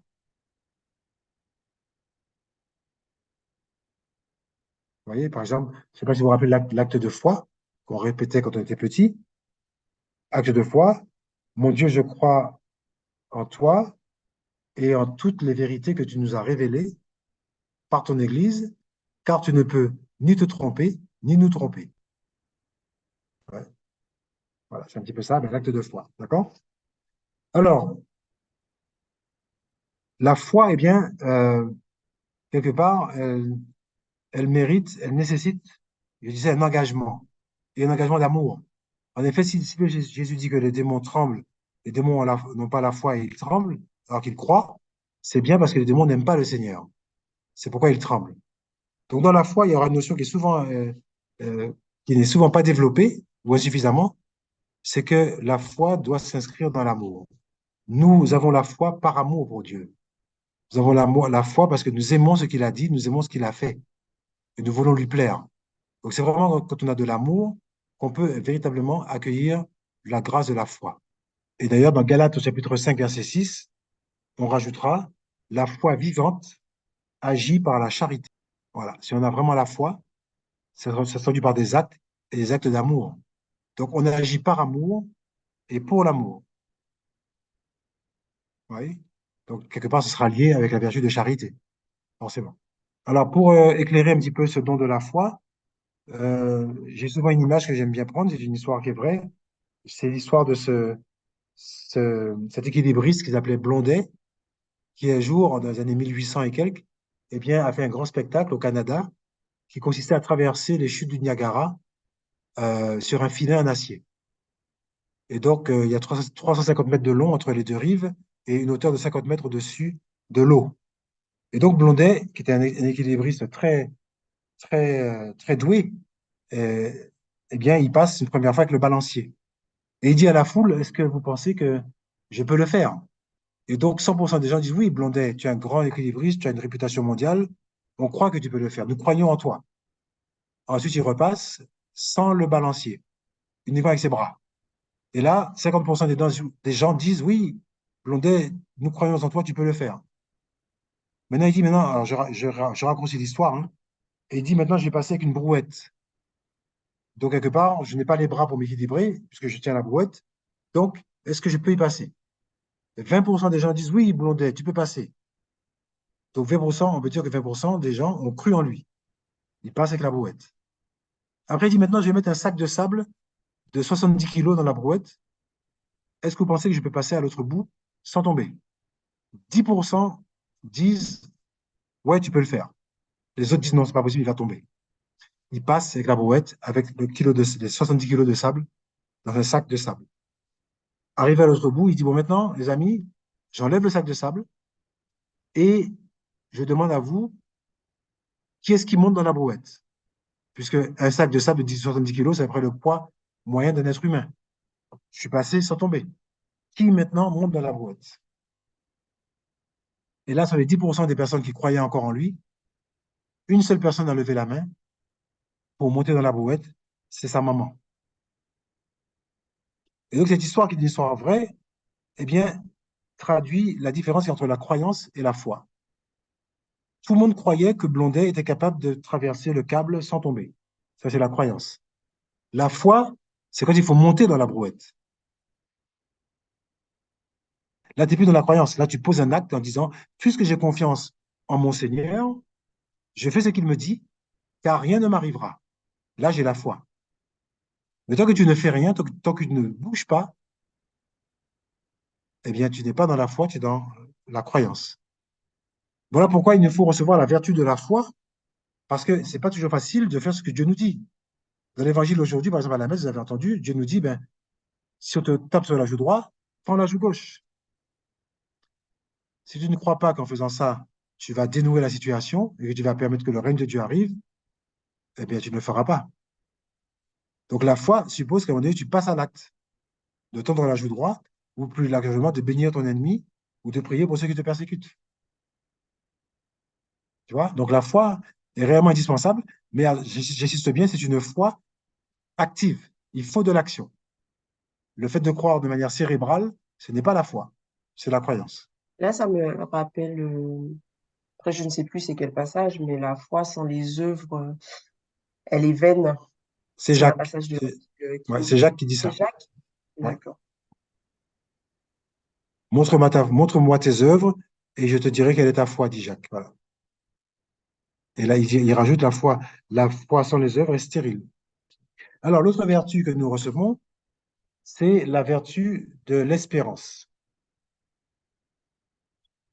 Alors, à mon avis, ça c'est mon avis personnel, c'est probablement la vertu dont nous sommes le plus déficitaires dans ce monde. Pourquoi? Parce que cette vertu va vous aider à vous projeter vers les biens éternels. Or, comme souvent nous sommes fascinés par les biens matériels, nous avons du mal à nous projeter vers la vie éternelle et les biens éternels. D'ailleurs, la définition de l'espérance, je vous la donne, en 1817 du catéchisme, l'espérance est la vertu théologale par laquelle nous désirons comme notre bonheur le royaume des cieux et la vie éternelle, en mettant notre confiance dans les promesses du Christ et en prenant appui non sur nos forces, mais sur le secours de la grâce du Saint-Esprit. Voilà.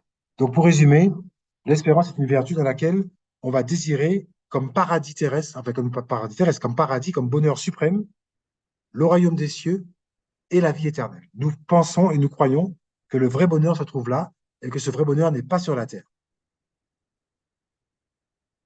Remarquez déjà dès le départ que c'est pas donné à tout le monde. Beaucoup de gens recherchent, y compris à travers la religion, un bonheur terrestre. Ils prient en disant, Seigneur, donne-moi un foyer heureux, bénis mes finances, donne-moi la santé, donne-moi une belle maison, donne-moi une belle femme, un beau mari. C'est bon, c'est une très bonne chose. Mais ces personnes ne se rendent pas compte qu'elles pourraient demander plus au Seigneur. Dire, Seigneur, donne-moi une femme ou un mari en vue des biens éternels, afin que lui et moi, dans notre couple, nous te glorifions, nous te servions, en vue d'arriver au royaume des cieux. Vous voyez, la demande est bonne, mais elle est limitée à l'espace uniquement terrestre. Elle manque d'éternité. Elle ne se projette pas dans la vie éternelle. Elle pense que le bonheur ne réside que sur la terre. Et beaucoup de chrétiens sont comme ça, malheureusement. Donc, ça veut dire que ces chrétiens ont besoin de recevoir la vertu de l'espérance. Monseigneur David Macaire va même plus loin. Il dit que la vertu d'espérance fait surtout défaut aux femmes. Ah ouais. Il dit que les femmes, évidemment, ont beaucoup la vertu de la foi et de la charité, beaucoup plus que les hommes de manière générale. Par contre, elles ont du mal avec l'espérance. Ça veut dire que quelque part, il trouve que chez les femmes, se projeter dans la vie éternelle est plus compliqué pour elles que pour un homme.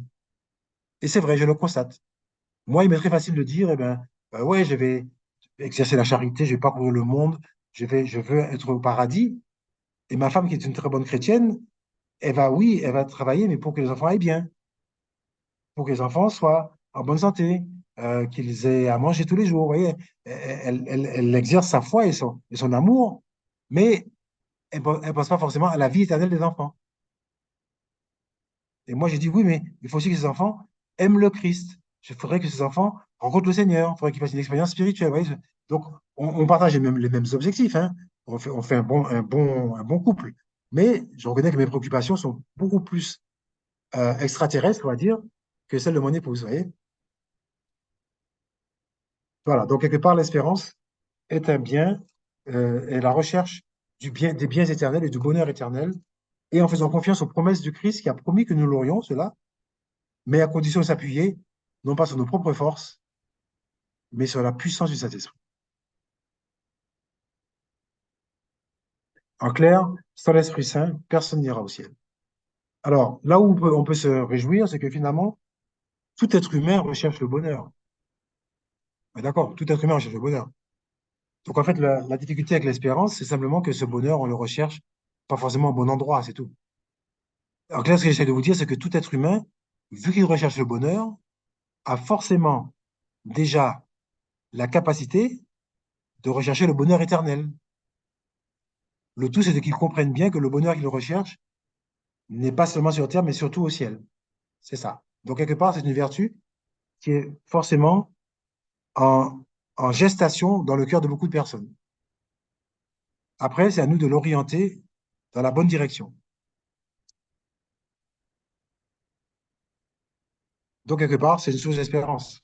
Je dois avouer que développer le fait que tu développes toutes les vertus là, ça, ça bouillonne et ça me donne une petite claque pour être gentille. Ah, mais c'est sûr, hein. Ça nous montre ce que nous sommes et ce que nous pourrions être. Et Exactement. on mesure le delta qui est entre les deux. Tout à Ouais. fait. C'est pourquoi le thème que vous avez proposé est intéressant. Les vertus, effectivement, c'est pas seulement des définitions, c'est que ça engage l'être humain. Hein, il y a des choses en nous qui ont été implantées et qui, aujourd'hui, ne sont pas utilisées, sont en sommeil. Alors justement, la vertu de l'espérance, par exemple, vous voyez ce que ça donne comme fruit. Sur la pratique, vous allez voir, c'est énorme, hein. La vertu d'espérance protège du découragement. Beaucoup de gens sont découragés dans le monde actuel. Mais si on a les yeux fixés sur le ciel, fixés sur l'éternité, pourquoi se décourager? De toute façon, quoi que nous vivions sur la terre, nous pourrons avoir un bonheur éternel auprès de Dieu. Donc, automatiquement, on est en capacité de supporter et de surmonter les difficultés terrestres. Donc, véritablement, cette vertu d'espérance, eh bien, comme je disais, elle répond, elle protège du découragement. Qu'est-ce qu'elle fait encore? Elle soutient en tout délaissement. Quand on se sent abandonné, on se sent isolé, eh bien, on se rappelle que Dieu nous aime et qu'il a pour nous un projet extraordinaire qui dépasse l'horizon terrestre. Elle dilate le cœur dans l'attente de la béatitude éternelle. Elle te rend heureux avant l'heure. Moi, si je sais qu'aujourd'hui j'ai une place dans le royaume des cieux qui m'attend, mais je suis heureux. Pourtant, j'ai pas encore cette place, je suis pas encore assis dedans, mais je suis déjà heureux. Et même si sur la terre j'ai des difficultés, j'ai des croix à porter, j'ai des maladies, j'ai des frustrations ou des déconvenues, peu importe, ça ne peut pas altérer cette joie fondamentale que je sais que de toute façon, là où je vais, j'ai le bonheur. Donc ça dilate mon cœur. Et c'est vrai que je dois avouer que mon cœur est dilaté par une joie de savoir que dans le royaume des cieux, il y a une place qui m'attend. Et que si je m'y prends bien, en respectant la parole de Dieu, en faisant ce qu'il m'a demandé de faire et ce que j'ai reçu comme capacité, j'irai au ciel. Et ça, c'est une joie immense. Je suis déjà citoyen du ciel, en espérance. Cette espérance également préserve de l'égoïsme et conduit au bonheur de la charité. J'entends vos réactions. Mais en fait, ma réaction, c'est une question. Là, tout de suite, je n'arrive pas à visualiser comment elle préserve de l'égoïsme, l'espérance. Est-ce que tu peux expliquer? Mais voilà. En fait, je l'ai vécu d'ailleurs dans ma propre personne. Quand j'avais pas l'espérance, quand je croyais pas vraiment au Seigneur, eh bien, qu'est-ce que je faisais? Je recherchais un bonheur terrestre. Et la recherche du bonheur terrestre, elle est souvent égoïste. En gros, je voulais avoir ma femme pour moi-même, mes enfants pour moi-même, quoi d'autre encore? Mon travail pour moi-même, mon sport pour moi-même. Vous voyez, tout ça visait à satisfaire mes besoins terrestres. Donc, finalement, il n'y avait aucune dimension d'éternité dans ce que je recherchais. Je recherchais une satisfaction de besoins et de plaisirs qui sont bons, hein. C'est pas une mauvaise chose que je recherchais. Même dans mes études, j'ai fait des études assez poussées parce que j'avais une recherche de connaissances intellectuelles. Je voulais amasser plein de connaissances. J'avais soif de connaître des choses. Eh bien, c'est pas une mauvaise chose. Mais sauf que c'était destiné à me dire, mais finalement, je sais, je connais, je possède, je comprends. Oui, je. Donc, finalement, quand on a l'espérance, on se dit, mais non, mais si je vais aller au ciel, il faut quand même que je prenne soin des âmes qui me sont confiées. Il faut quand même que l'exigence que j'ai soit au service de ceux qui sont sous mes ordres, par exemple dans mon travail. Il faut que mes capacités physiques, par exemple, puisque j'ai fait beaucoup de sport, soient utiles lorsqu'il faut eh bien, endurer certaines choses dans ma famille pour que ma famille se porte bien. Par exemple, passer la tondeuse, passer le Karcher pour nettoyer les murs, parce que c'est en Guyane, avec l'humidité, en 6 mois, tout est noir. Hein, donc, il faut régulièrement passer le Karcher. Voilà, ben, le Karcher, c'est fatigant, ça vibre. Eh ben, si je fais du sport, peut-être que j'ai la capacité sportive de faire une œuvre physique. C'est pas à ma femme d'aller passer le Karcher, c'est à moi de le faire ou de passer la débroussailleuse. Oui, donc quelque part, finalement, avec l'espérance, on se tourne vers les autres, ou plus exactement, on se détourne de soi-même parce qu'on se rend compte que la recherche du bonheur personnel pour soi-même ne suffit pas à nous rendre heureux. Et surtout, ne nous ouvre pas la perspective du ciel. À ce titre-là, effectivement, l'espérance préserve de l'égoïsme. Merci. Là, c'est beaucoup plus clair. Alors, est-ce qu'il y a des... Eh ben alors, le père de l'espérance, le modèle biblique de l'espérance, c'est Abraham.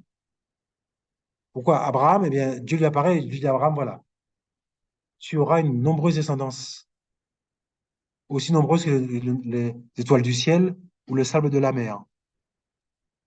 Eh bien, Abraham est mort, il n'a jamais vu ça, hein. Et pourtant, il est accru puisqu'il a quitté son pays. Il a failli sacrifier son fils Isaac. Vous voyez, il a posé plein d'actes qui auraient pu compromettre ce bonheur éternel qui était promis. Et pourtant, il les a posés parce que il a espéré quelque chose, comme dit la parole, il a espéré contre toute espérance, comme c'est écrit dans Hébreu. Il a espéré contre toute espérance. Il a espéré des choses invisibles. C'est ça l'espérance. La force de l'espérance, c'est de rechercher des biens qui, pour l'instant, sont invisibles. Tu ne les vois pas, mais ils font le fruit d'une promesse. Et tu crois en la promesse. Et c'est ce qu'a fait Abraham. Il a cru en la promesse. Vous voyez? Donc, c'est la figure de l'espérance, c'est Abraham. C'est aussi la Vierge Marie. Lorsque l'ange lui dit, tu seras la mère du Sauveur, et il sauvera la multitude, eh bien, elle y a cru. Pourtant, il l'a pas vu tout de suite. Mais elle a cru en ce bonheur éternel, il sauvera les nations, il sauvera Israël, il sauvera l'humanité. Ben, elle a pensé au salut à la vie éternelle. Et moyennant quoi, elle a dit, je suis la servante du Seigneur. Donc, on peut dire que la Vierge Marie, contrairement aux autres femmes, comme dirait Monseigneur Macaire, la Vierge Marie, elle, a vraiment connu l'espérance. Elle est vraiment un modèle d'espérance. Et en parlant d'espérance, me venaient en fait les béatitudes dans la Bible. Heureux, etc., etc. Alors, je ne connais pas, je ne pourrais pas vous lister les béatitudes, mais c'est effectivement bah, une promesse, la promesse de, la promesse de Dieu pour tout un chacun. Exactement. Exactement. On peut dire que les béatitudes, c'est exactement les 10 commandements de l'espérance. D'ailleurs, c'est une loi nouvelle. Il y avait la loi ancienne, les 10 commandements donnés à Moïse. Et quand Jésus vient, il donne 10 commandements nouveaux qui sont les commandements de l'espérance. Heureux les assoiffés de justice, il leur sera fait justice. Heureux les artisans de paix, ils seront appelés fils de Dieu. Voilà, donc, quelque part, il y a bien heureux aujourd'hui des personnes pour des biens qu'elles auront plus tard. Donc, on est bien totalement dans l'espérance. On fait des choses aujourd'hui, mais avec l'objectif de les recevoir plus tard. Et ça, c'est l'espérance. Je crois comme bonheur éternel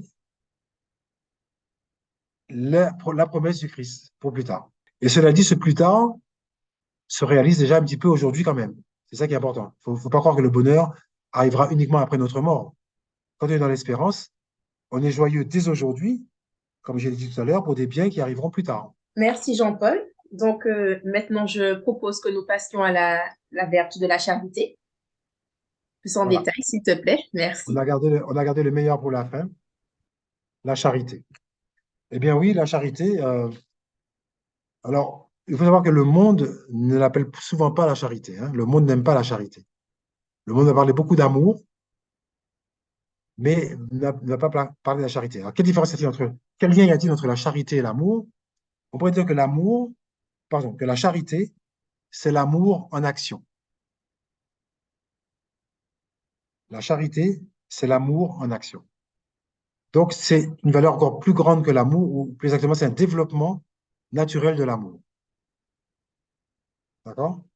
Donc, charité, eh bien, dans le catéchisme, voilà comment elle est expliquée, cette charité, cette vertu de charité. La charité est la vertu théologale par laquelle nous aimons Dieu par-dessus tout, pour lui-même et notre prochain comme nous-mêmes, pour l'amour de Dieu. Donc, très clairement, la charité, eh bien, nous permet d'aimer par-dessus tout, par-dessus tout. Donc, c'est un super amour. On peut dire que c'est le grand amour. Le grand amour que beaucoup de gens cherchent avec la lettre grand A, là, le grand amour, c'est la charité, en fait. Et cet amour doit être orienté sur deux choses, l'amour de Dieu et l'amour du prochain. Et donc, forcément, il se traduit par des actes. Parce que si tu dis que tu aimes ton prochain et que tu ne le prends pas dans tes bras, tu ne l'embrasses pas, ou tu ne dis pas des mots doux, ou que tu ne pries pas pour lui, de quel amour parles-tu? Donc, l'amour suppose une mise en œuvre, une mise en action, un peu comme la foi. Eh bien, c'est ça la charité, c'est justement cette vertu qui consiste à aimer Dieu et tout être humain pour l'amour de Dieu. Dans la Bible, justement, lorsque Jésus va donner le commandement nouveau, hein, Jean 13, 34, 35, il dit, je vous donne un commandement nouveau. Aimez-vous les uns les autres. En fait, il parle de la charité. Aimez-vous les uns les autres. Et en fait, ce qu'il décrit là, c'est la charité. D'ailleurs, au chapitre 15, verset 12 de l'évangile de Jean, il rajoutera, il reprend, je vous donne un commandement nouveau, aimez-vous les uns les autres comme je vous ai aimé. Il n'y a pas de plus grand amour que celui-ci, donner sa vie pour ceux que l'on aime. Donc, il donne très clairement la définition. L'amour véritable consiste à se sacrifier pour ceux que l'on aime. Donc, l'amour sacrificiel, c'est ça qu'on appelle le grand amour, ou encore ce qu'on appelle la charité. OK. Voilà. Simplement, je vais conclure avec cette parole du catéchisme dans la référence 1827. L'exercice de toute vertu, qu'elle soit cardinale ou qu'elle soit théologale, l'exercice de toutes les vertus est animé et inspiré par la charité. La charité est vraiment maîtresse de tout ça. C'est pourquoi l'apôtre Paul dira, si je n'ai pas la charité, je ne suis rien. Je ne suis que cymbale qui résonne dans le désert. La charité, c'est le lien de la perfection. Et la charité fait le lien entre toutes ces vertus qu'on a vues. Eh bien, le lien qui les unit et qui donne leur cohérence, c'est la charité. Donc, véritablement, le chrétien doit rechercher avant tout la charité et le reste lui sera donné. Absolument. Je trouve que ce thème, il rentre vraiment en cohérence avec l'évangile du jour, hein. Aime ton prochain comme toi-même, aime ton ennemi. Je veux dire, si nous n'avons pas ces vertus-là et que nous n'arrivons pas à les laisser nous précéder, nous envahir et que nous les faisons pas fructifier, nous pouvons pas non plus. Enfin, je veux dire, aimez-vous les uns les autres si nous ne sommes pas capables d'aimer celui avec qui on a des tensions, des conflits, celui qui nous a fait du tort. Nous aussi, nous ne sommes pas tout blancs comme neige, donc nous faisons du tort aussi par notre attitude, nos propos, nos paroles. Si nous ne sommes pas capables de faire ça, c'est que nous ne répondons vraiment pas à ce que le Seigneur nous demande. Donc, effectivement, le thème du jour, il rentre bien en cohérence avec l'évangile de ce week-end. Julia, tu veux rajouter quelque chose? Honnêtement, je n'ai rien à rajouter. Euh, je resterai sur l'exercice de toutes les vertus est animé par la charité. Et ça, je pense que ce sera ma devise pour le carême de cette année, parce que plein de choses ont été dites concernant les vertus. Et donc pour le coup, l'émission, elle est enregistrée la semaine qui précède le carême, pour le coup. Et, euh, et là, je suis déjà prête pour mon carême 2023. Donc, merci Jean-Paul. Merci pour toutes ces définitions. Merci d'avoir développé les vertus.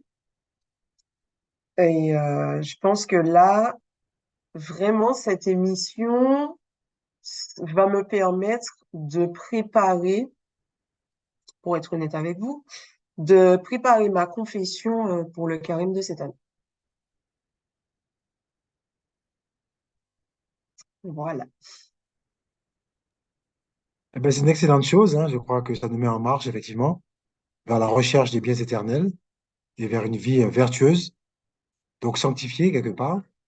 Et puis, ces auditeurs qui verront cette émission, eh bien, se décider pour le royaume des cieux, en sachant qu'ils ne sont pas seuls, puisque les vertus dont on parle, les trois dernières, en tout cas, sont données par le Seigneur lui-même. Donc, comme disait saint Augustin, ce que Dieu ordonne, il le donne. Et à travers les vertus, il nous donne les moyens d'être saints. Donc, on peut vraiment rendre grâce à Dieu et déjà se réjouir. À la prochaine. Merci beaucoup, Jean-Paul. Voilà. Merci, Julia. Voilà.